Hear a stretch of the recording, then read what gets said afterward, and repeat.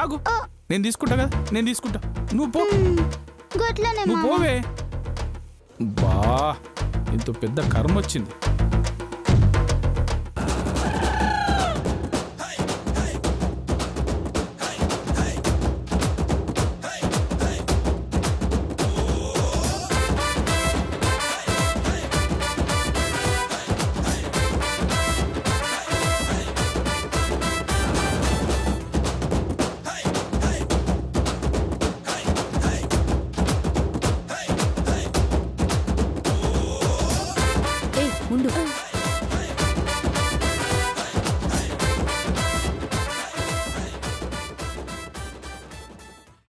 ఇప్పుడు చూడవే ఆ శ్వేత తన తండ్రిని తీసుకురాదు ఎందుకంటే దాని తండ్రి దాని దగ్గరుండడని అదే చెప్పింది కాబట్టి ఒకవేళ ఫైన్ కట్టడం ఇష్టం లేక ఎవడో ఒకడిని తీసుకొచ్చి వాడే తన తండ్రినని నమ్మించినా నమ్మించొచ్చు. అవునక్క ఖచ్చితంగా అదే చేస్తుంది.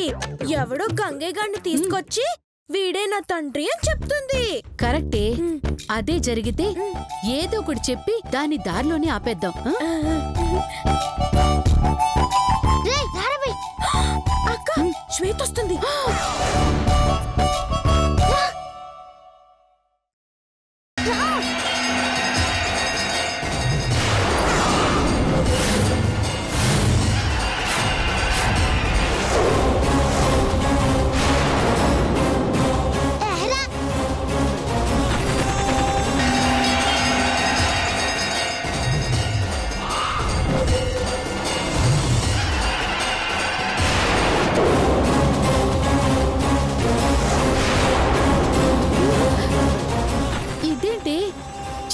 గీతను కదా తీసుకుని బయలుదేరాడు.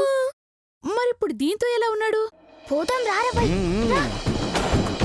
అసలు చైతూకి శ్వేతకి సంబంధం ఏంటక్కా?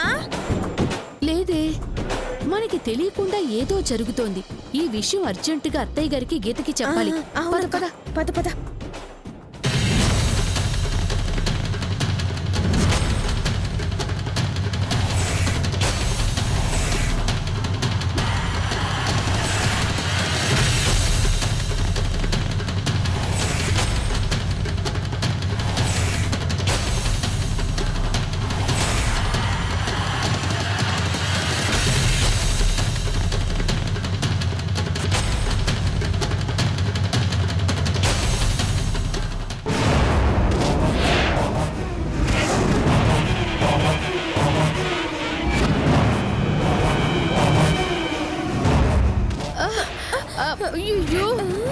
ఇదేంటి? అక్కడ చేతు శ్వేతతోనూ ఉన్నాడు, ఇక్కడ గీతతోనూ ఉన్నాడు. అదే అర్థం కావట్లేదు. సరేదా పద. నువ్వు ఇంకేమన్నా చెప్పాలా? ఇంకేమన్నా అబద్ధం చెప్పాలనుకుంటే చెప్పేయి.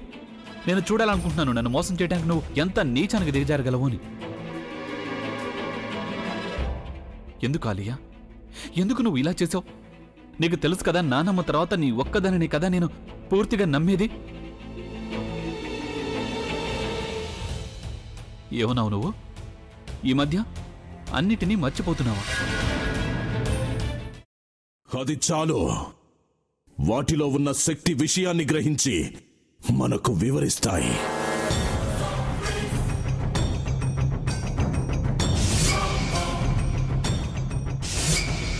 ఎవరు ఆ దండ విప్పొద్దు, గది తలుపులు తెరవద్దు.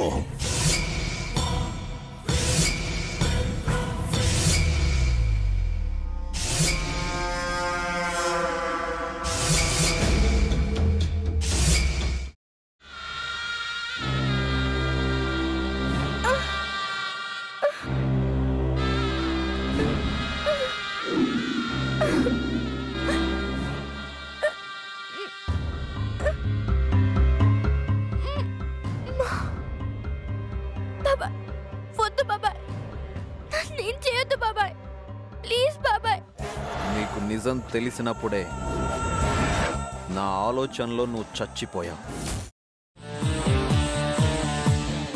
ప్లీజ్ కొంచెం తినండి.